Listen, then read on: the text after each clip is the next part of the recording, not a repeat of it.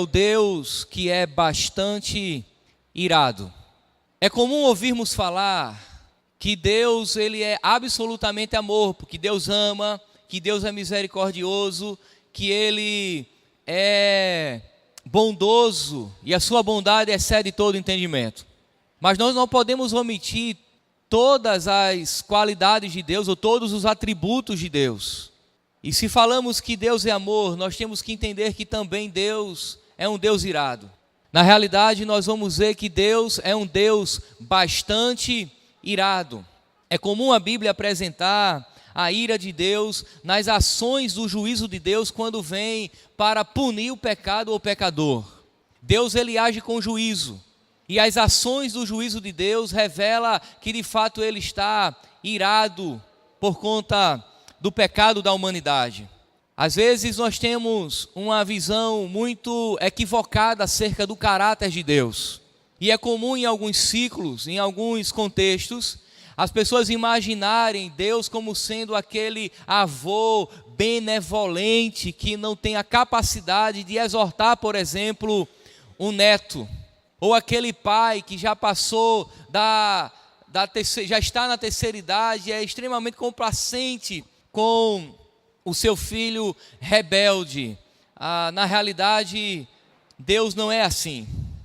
Na realidade, uma das formas que a Bíblia Sagrada apresenta o amor de Deus é justamente quando Ele disciplina os seus filhos. Quando Deus disciplina, exerce juízo, Ele está dando uma demonstração de amor também. Mas essa manifestação do juízo, da disciplina, não está só sobre aqueles que são filhos de Deus. Deus exerce o seu juízo, o seu julgamento sobre todos os seres humanos, inclusive sobre aqueles que são pecadores impenitentes. Observe, por exemplo, lá no livro do Gênesis, o dilúvio é uma ação do juízo de Deus. Deus eliminou praticamente toda a humanidade, preservando apenas Noé e sua família. Observe um pouquinho mais na frente, em Sodoma e Gomorra, uma ação clara do juízo de Deus. Observe um pouquinho mais na frente, já no livro do Êxodo, as 10 pragas no Egito, mais uma ação do juízo de Deus. Observe um pouco mais na frente no livro de Juízes, quando o povo pecava, Deus levantava uma nação para oprimir o seu povo e disciplinar o seu povo, uma ação do juízo de Deus. E nós vamos ver isso, irmãos, em toda a Bíblia, a partir de Gênesis capítulo 3 até o livro do Apocalipse. Porque a partir de Gênesis 3 nós temos o relato da queda, do pecado, e por conta do pecado da humanidade, Deus vai agir com juízo. Mas quando nós falamos de juízo e compreendemos todos esses exemplos que são revelados na história bíblica, nós temos que entender que a história escrita por Deus, ela não é uma história cíclica, que vai voltando sempre para o mesmo lugar. Não. A história de Deus ela é linear, ela aponta para um fim, para um objetivo. E no fim, a Bíblia nos revela que haverá o dia do Senhor, o dia do juízo, o juízo final, em que uns receberão o céu de eterna glória e gozo, e outros receberão o inferno de eterno tormento. É um pouco sobre isso que nós iremos falar nessa manhã. E para isso eu quero lhe convidar a ler comigo o texto do Apocalipse, capítulo 14,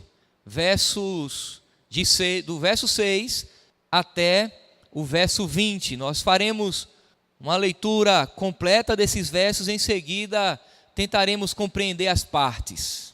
Apocalipse 14, verso 6 em diante, diz assim: Vi outro anjo voando pelo meio do céu, tendo um evangelho eterno para pregar aos que se assentam sobre a terra e a cada nação, tribo, língua e povo, dizendo em grande voz: Temei a Deus e dai-lhe glória, pois é chegada a hora do seu juízo, e adorai aquele que fez o céu e a terra e o mar e as fontes das águas.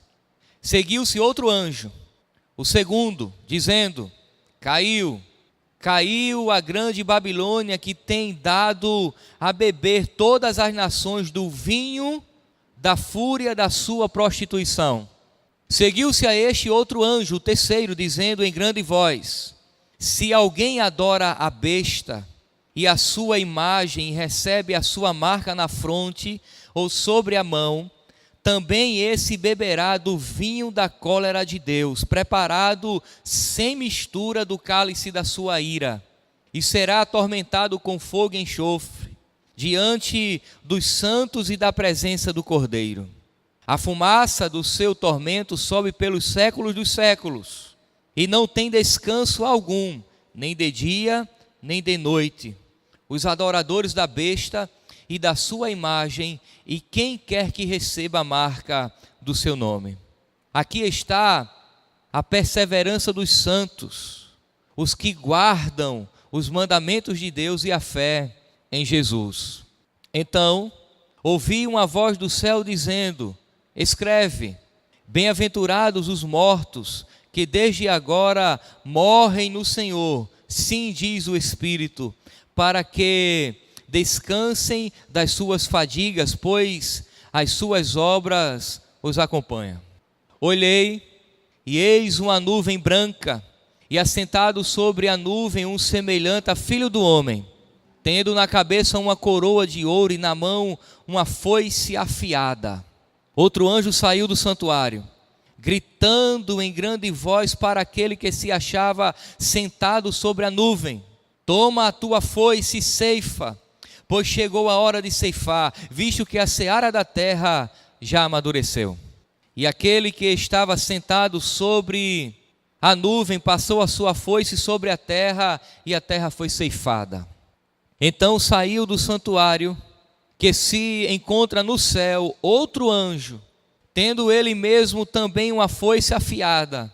Saiu ainda do altar outro anjo, aquele que tem autoridade sobre o fogo, e falou em grande voz ao que tinha a foice afiada, dizendo: Toma a tua foice afiada e ajunta os cachos da videira da terra, porquanto as suas uvas estão amadurecidas. Então o anjo passou a sua foice na terra e vindimou a videira da terra e lançou-a no grande lagar da cólera de Deus.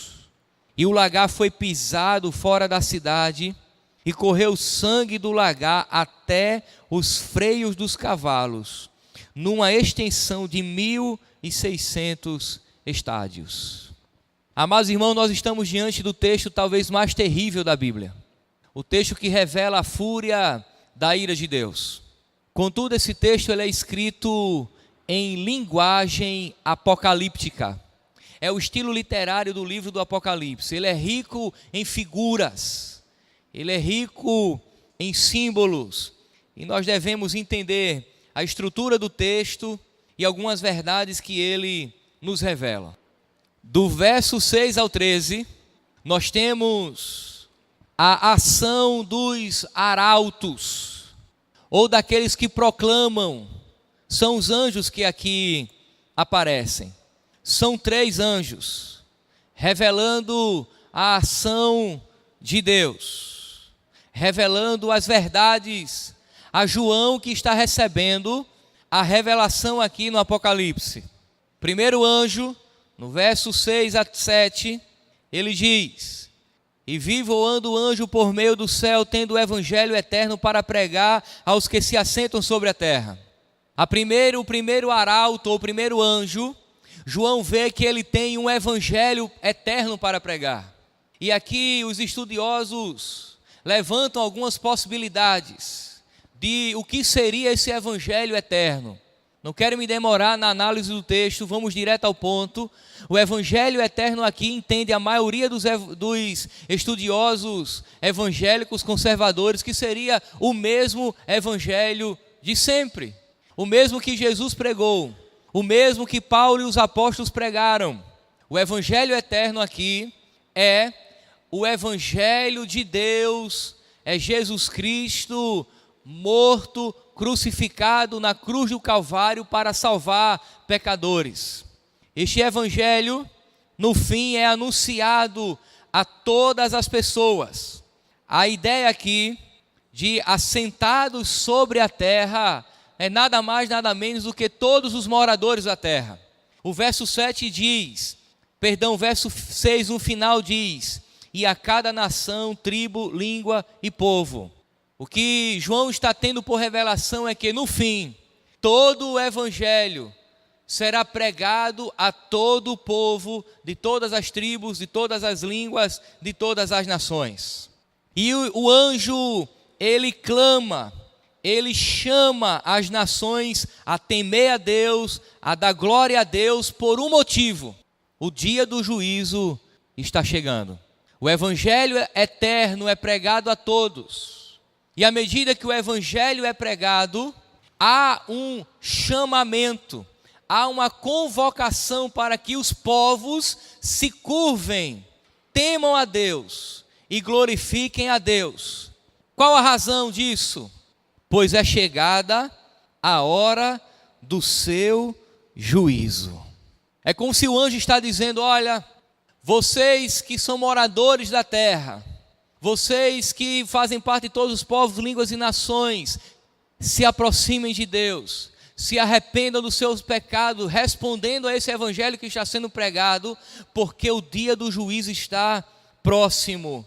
É chegado a hora, adorem, mas adorem aquele que fez os céus e a terra, o mar e a fonte das águas.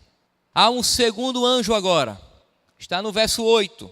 Seguiu-se outro anjo, o segundo dizendo, caiu a grande Babilônia. É interessante a figura aqui. A Babilônia, na realidade, nos dias de Jesus e nos dias do apóstolo João, no primeiro século da era cristã, já não existia mais. Nos dias do primeiro século, a Babilônia era apenas algumas ruínas, uma pequena vila e nada mais. Mas a Babilônia tinha sido a senhora do universo. Basta você ler Daniel, por exemplo. Era a Babilônia que dominava o mundo naquela época, naquele lugar. Era o grande império. Era a Babilônia que ostentava poder. Era a Babilônia que ostentava domínio. Era na Babilônia que tinha, por exemplo, a maior biblioteca do mundo na época. Era na Babilônia que tinha os famosos jardins suspensos. Era na Babilônia que se assentou-se os grandes imperadores da história. Mas em seguida veio o Império Persa, veio o Império Grego, o Império Romano, e a Babilônia se resumiu a ruínas. Mas era na Babilônia que o pecado campeava solto. Era na Babilônia que havia um misticismo religioso sem precedente. Portanto, a ideia aqui é que a grande Babilônia, ou a sede do paganismo, vai cair. A sede das falsas religiões, do paganismo, do pecado, da adoração a outros deuses.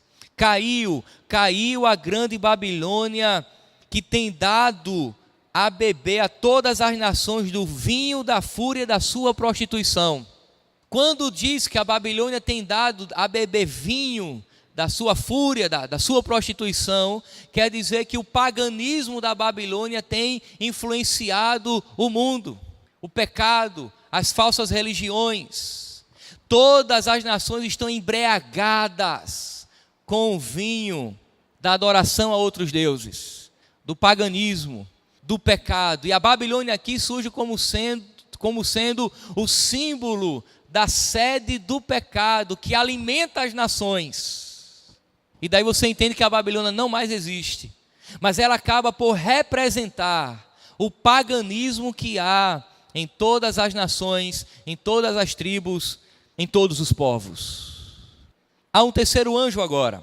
Seguiu-se a estes outro anjo, o terceiro, dizendo em grande voz: se alguém adora a besta e a sua imagem, e recebe a sua marca na fronte ou na mão, também este beberá do vinho da cólera de Deus, preparado sem mistura no cálice da sua ira. Irmãos, esse aqui é um dos textos mais fortes e que revela de maneira mais contundente a ira de Deus. Esse é daqueles textos que a gente tem que ler, parar para refletir e chorar, porque Deus virá com fúria e com ira. Mas essa fúria e essa ira será revelado sobre aqueles que têm a marca da besta. Quero lhe chamar a atenção aqui a alguns detalhes, porque muito se tem fantasiado em torno do que de fato é essa marca da besta. Eu não tenho a pretensão de fechar a questão com os irmãos, mas eu acredito que é possível entendermos de maneira equilibrada o que é essa marca e essa besta. Ou melhor, do que é essa marca da besta. Alguns entendem, e foi pregado e ainda é pregado em muitas igrejas, principalmente aqui no Brasil, que a marca da besta seria de fato uma marca, uma espécie de tatuagem na fronte ou na mão daqueles que adoram a besta. Outros passaram a pregar que na realidade a marca da besta era o código de barras. Se o código da besta for um código de barras, nesse exato momento todos nós que aqui estamos temos o código da besta em nós. Porque tudo que você tem, você agora tem um código de barra. A roupa, o chinelo, o óculos, a mochila, a sua agenda. Se considerarmos que o código de barras é a marca da besta, está todo mundo marcado. Posterior a isso, passaram-se a pregar que o código da besta, ou a marca da besta, é o microchip. Considerando que o microchip é o código da besta, está todo mundo marcado. Ninguém aqui é de Deus, todo mundo é da besta. Porque cada um aqui tem no mínimo 2 no seu celular. Você pega com a mão e levanta para a cabeça. Particularmente, irmãos, eu acredito que isso é muito fantasioso, Spielbergiano. E você diz, mas pastor, já há pessoas que colocam o microchip no corpo com a questão de segurança, e colocam na mão, colocam na cabeça. Particularmente, irmãos, eu não acredito que isso é o código da besta. O que seria o código da besta na minha perspectiva, e eu digo com muita sinceridade aos irmãos, não tenho a pretensão de fechar a questão. Eu quero lhe chamar a atenção que em capítulos anteriores a Bíblia diz que aqueles que são de Cristo também têm a marca de Cristo. Mas nós não temos um microchip, nós não temos um código de barra, nem temos uma tatuagem na cabeça e na mão para dizer que somos de Cristo. Ora, se os de Cristo têm uma marca e os da besta têm uma marca, que marca é essa? Entendo eu, e compartilho com alguns estudiosos o seguinte: por que a marca está na cabeça? Porque quem é da besta ou quem é de Cristo tem a sua mente inclinada a Ele, a sua consciência cativa, a besta, a Satanás, é dominado por ele todas as suas intenções, tudo aquilo que ele faz, tudo aquilo que ele é, compartilha com as obras da besta, ele é dominado pela besta.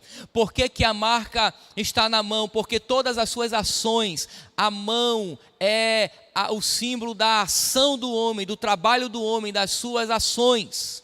Logo, aquilo que ele pensa e aquilo que ele faz, revela que ele é da besta. Assim como aqueles que têm a marca de Cristo, toda a sua consciência, tudo aquilo que ele é e tudo aquilo que ele faz, as suas ações, revela que ele é de Cristo. Logo, não é a marca visível. É um símbolo que aponta para atitudes que revela a quem você pertence. Ou você pertence a Cristo, ou você pertence à besta. Nesse sentido, tanto os que têm a marca de Cristo quanto os que têm a marca da besta vivem no aqui e no agora. Não é necessariamente algo futuro que nós esperamos, mas aqueles que têm a marca da besta já se revelam entre nós e aguardam o juízo. Aquelas pessoas que têm a sua vontade voltada para Satanás e as suas ações revelam a vida, uma vida que compactua com as obras de Satanás. Jesus disse isso aos fariseus: vocês são filhos do diabo, porque se vocês fossem filhos de Abraão, vocês fariam as obras de Abraão. Mas uma vez que vocês fazem as obras de Satanás, vocês são os filhos de Satanás.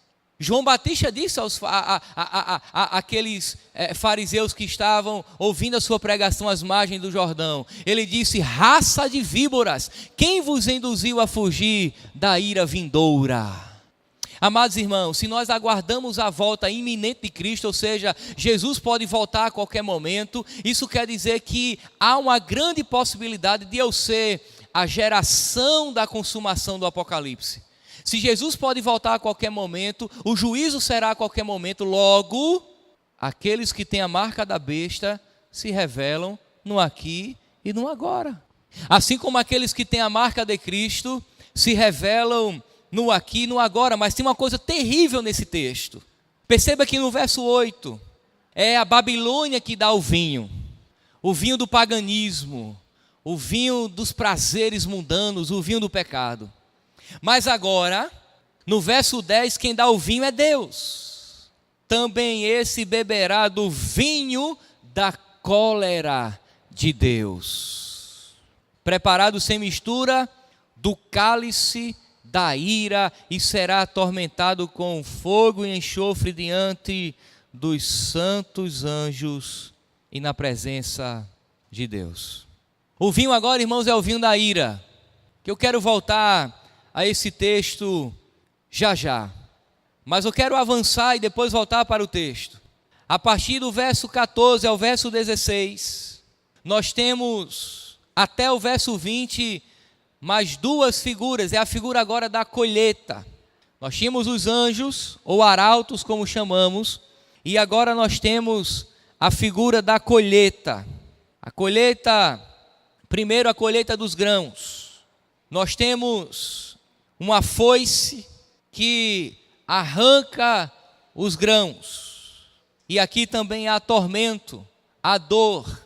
E a foice vem porque os grãos já estão maduros, ou seja, o momento é adequado para o exercício do juízo de Deus no fim de todas as coisas. No verso 17 em diante, nós temos uma outra figura agrícola, que é as ovelhas sendo pisadas no lagar para o vinho. As ovelhas não serão pisadas, as ovelhas serão salvas. As uvas pisadas no lagar para que o vinho seja feito. Mas o vinho é o cálice da ira de Deus. E o verso 20 diz assim: e o lagar foi pisado fora da cidade, e correu o sangue do lagar até os freios dos cavalos.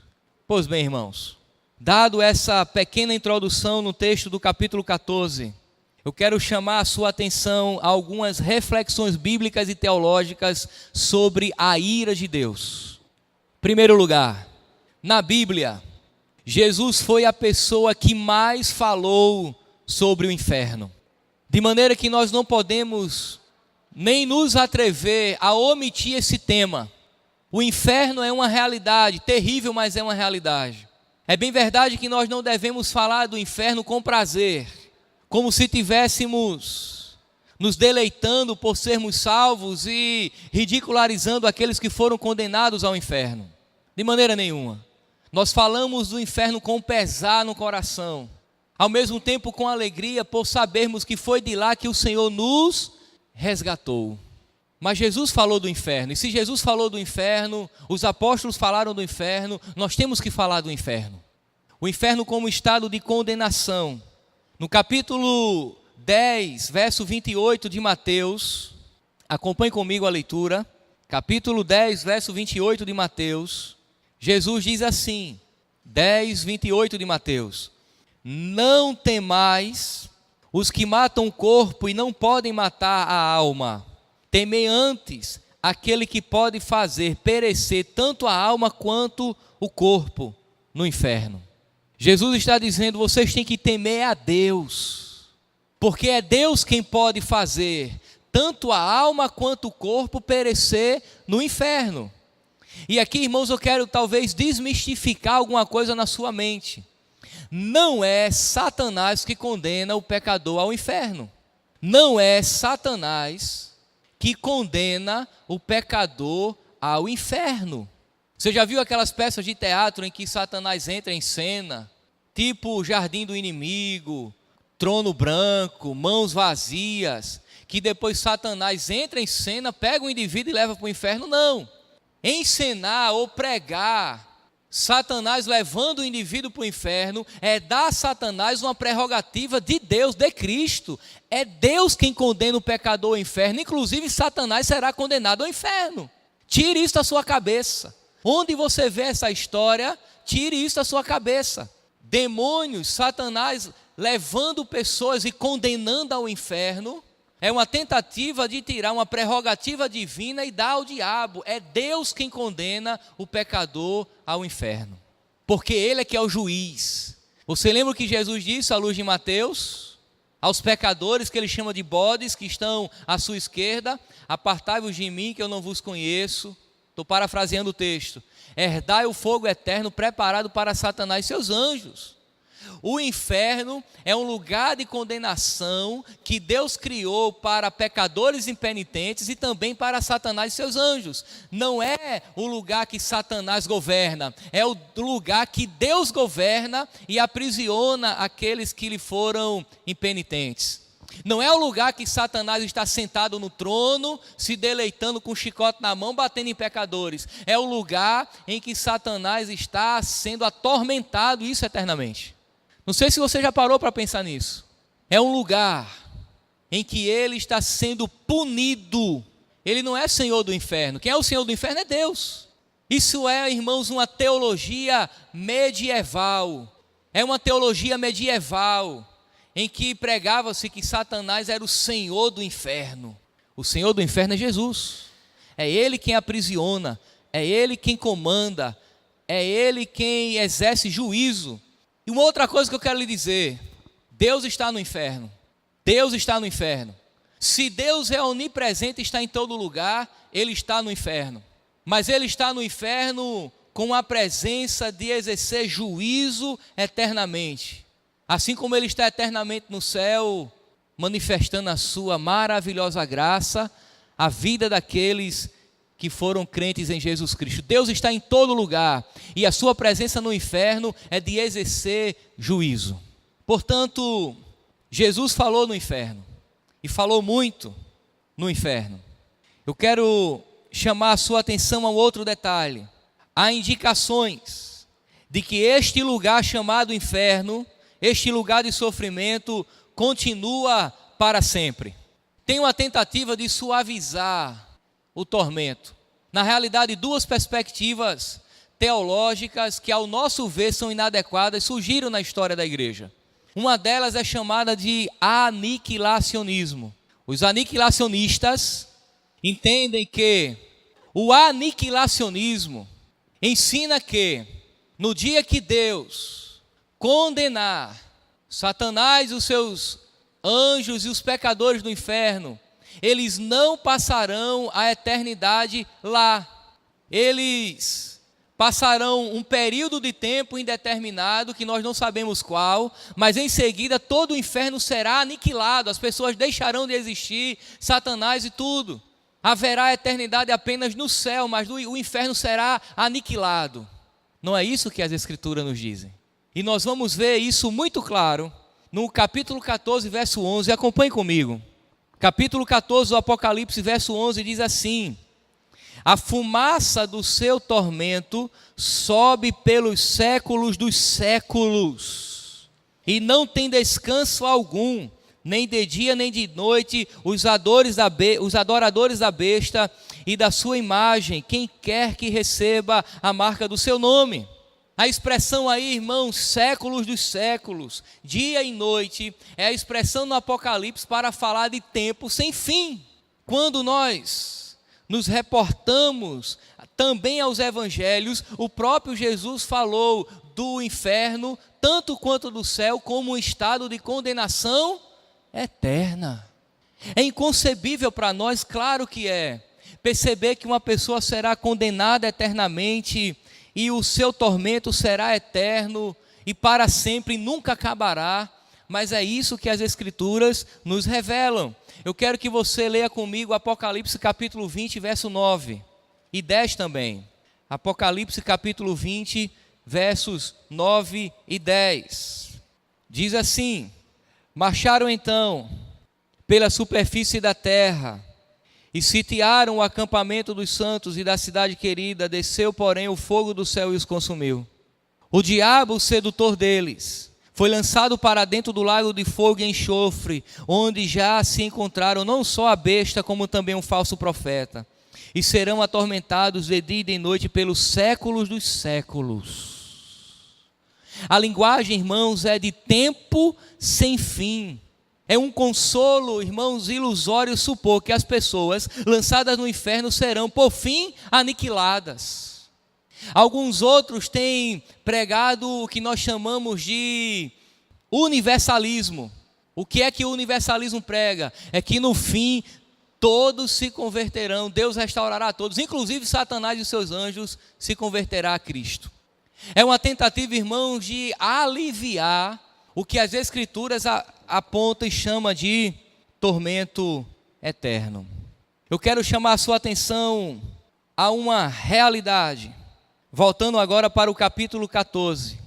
O texto diz que, no verso 10, também esse beberá do vinho da cólera de Deus, preparado sem mistura do cálice da ira, e será atormentado com fogo e enxofre, diante dos santos anjos e da presença do Cordeiro.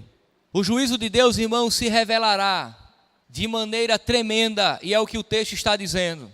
No verso 8 eu lhes falei que quem dá o vinho é a Babilônia, mas agora quem dá o vinho é Deus, e o vinho aqui enche o cálice da ira. A figura é interessante, porque o texto diz que o vinho será dado sem mistura. Como é que acontecia naqueles dias? Naturalmente, entendem os especialistas, que o vinho, ele quando a fermenta, ele alcança o máximo de 15% de álcool. Não é uma bebida destilada, que você pode determinar quanto vai ter ali de álcool. Quando a uva fermenta, quando a uva é fermentada, ela alcança de 11 a 15% de álcool. No passado, como nos nossos dias também, quando quer diminuir o teor alcoólico da fermentação da uva, acrescenta-se um outro elemento, na maioria das vezes, água. Aí você alivia o teor alcoólico da bebida, do vinho. Quando o texto diz que o cálice cheio de vinho da ira de Deus será dado aos impenitentes, sem mistura, ele está dizendo que toda a ira, toda a fúria, sem 1% de diminuição será derramada. E aí você entende que ao longo da história, quem bebeu da ira de Deus, quem recebeu o juízo de Deus, recebeu com mistura, aliviado. Não foi tudo que Deus vai dar no final. As pragas do Egito não foi tudo que Deus vai dar. O dilúvio não foi tudo que Deus vai dar. Tudo aquilo relatado, toda a ação de disciplina de Deus na humanidade pecadora ainda não foi o cálice que virá no fim. Esse virá sem mistura, sem alívio, será derramado por completo. Você quer mais um pouco? A uva, quando era pisado no lagar, era um tanque cavado na pedra e embaixo tinha furos. E à medida que a uva era pisada, o suco da uva saía e enchia os barris. É um processo artesanal que ainda é utilizado até hoje. E daí o texto diz que a uva vai ser pisada e como o sangue inundará até chegar nos freios dos cavalos.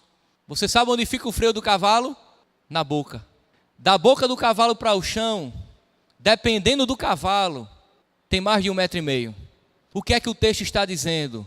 Haverá sangue, pranto e ranger de dentes. No dia do juízo, o texto está dizendo, irmão, está chamando a nossa atenção para o pavor que será, para a intensidade que será naquele dia do juízo.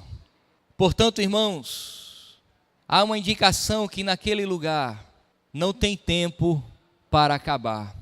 Terceiro lugar, o inferno não pode ser um lugar de arrependimento. As pessoas no inferno não podem mais se arrepender. E isso, irmãos, é o que é terrível. Por quê? Porque a presença de Deus no inferno é a presença do exercício do juízo. Não haverá mais a manifestação do Espírito Santo que leva pessoas ao arrependimento. Quem está no inferno não só não receberá perdão de Deus, como não desejará o perdão de Deus. Isso é terrível, porque o que faz um pecador desejar arrependimento é a ação de Deus na vida dele. É quando ele ouve a palavra e o Espírito de Deus lhe convence da justiça, do pecado, do juízo, e ele diz: eu quero Cristo, motivado pelo Espírito Santo. Mas se o Espírito Santo não está agindo dessa forma no inferno, as pessoas não só não desejarão arrependimento, como terão a plena convicção de que o juízo de Deus é correto e não desejarão Deus, continuarão sendo inimigos de Deus, continuarão sendo rebeldes em relação a Deus. O indivíduo vai estar sofrendo no inferno e continuando declarando-se inimigo de Deus. Não haverá, irmãos, arrependimento no inferno. O inferno não será cheio de pessoas que dirão: bem, você venceu, dizendo a Deus: sinto muito, eu me arrependo. Eu gostaria realmente de outra chance, gostaria de crer em Jesus, gostaria de ir para o céu. Não, irmãos, o inferno não será esse lugar, não será esse lugar. O momento de arrepender-se é no aqui e no agora. E aí nós não podemos afirmar isso, mas cremos que há muitas indicações bíblicas para afirmar que isso é verdade. O último capítulo da Bíblia diz, vamos lá, capítulo 22, verso 11. Do Apocalipse, capítulo 22, verso 11. Eu quero chamar a sua atenção a isso. Capítulo 22, verso 11. Continue o injusto fazendo injustiça. Continue o imundo ainda sendo imundo. O justo continue na prática da justiça. E o santo continue a santificar-se. Sabe o que vai acontecer? Quando o indivíduo estiver desfrutando dessa sua condição de condenação eterna, o texto está dizendo: se você era imundo aqui, continue imundo lá. Se você era um rebelde aqui, continue um rebelde lá. Ao passo que o texto diz: você que era justo aqui, continue sendo justo lá, continuará sendo justo no céu. Portanto, irmãos, o inferno não é um lugar de arrependimento, é um lugar de condenação eterna. Não pode mais se arrepender. Ninguém pode fugir da ira vindoura. Há um quarto e último elemento. Todo crente que ensina essas coisas sem lágrimas está traindo Jesus. É por isso que eu iniciei a nossa breve exposição chamando a sua atenção que falar do inferno não é uma coisa fácil e que não deve haver deleite no nosso coração, mas pesar, porque pecadores estão sendo condenados. Jesus olhou para a multidão de pecadores e chorou. Jesus contemplou o pecado do coração dos indivíduos e, percebendo que a condenação é inevitável, e chorou. Nós temos, irmãos, que saber que também somos pecadores, porém agora regenerados, que nós desfrutávamos de uma condição deplorável e por misericórdia Deus nos salvou, de maneira que nós não podemos estar no palco, escarnecendo daquele que não desfruta da mesma condição de salvo que eu. Nós devemos olhar para o mundo perdido com um olhar de misericórdia, com um olhar de temor no coração e pedindo a Deus que salve, que liberte aquelas vidas e as livre desse tormento eterno. Mas eu quero lhe chamar a atenção ao último detalhe que deve nos levar a uma profunda adoração a Deus. A ira que estava sobre nós e nos condenava eternamente, Jesus livrou na cruz do Calvário. Quando ele disse: está consumado, quando ele disse: Deus meu, por que me desamparastes? O Pai deu as costas ao Filho, derramou a sua ira sobre Jesus, a ira que estava sobre mim e sobre você, ele levou sobre ele. E é por isso que nós fomos e somos salvos eternamente. Portanto, irmãos, recapitulando, na Bíblia, Jesus foi a pessoa que mais falou do inferno. Segundo, há indicações de que esse lugar de sofrimento continua para sempre. Terceiro, as pessoas do inferno não podem mais se arrepender. E por fim, todo crente deve ensinar essas coisas, vertendo lágrimas, assim como Jesus fez em seu ministério. Vamos orar ao Senhor? Querido Deus, nós te louvamos por tua graça, Pai, por tuas misericórdias, pelo teu amor que está sobre nós, se renova a cada manhã. Ó Deus, tem misericórdia daqueles que são pecadores impenitentes, não se arrependeram. E se assim o Senhor voltar agora, certamente serão condenados. Que aqueles que o Senhor chamou para a salvação, que o Senhor possa recolher no teu celeiro. Tem misericórdia, Deus, do mundo perdido. Que possamos pregar o Evangelho eterno, o Evangelho que fala de Jesus, este crucificado para salvar pecadores. Tem misericórdia, Deus. Ao passo que te louvamos, Senhor, pela obra de Jesus Cristo na cruz do Calvário, que nos alcançou e nos livrou do tormento eterno. Obrigado, Pai. Muito obrigado. Em nome de Jesus. Amém e amém.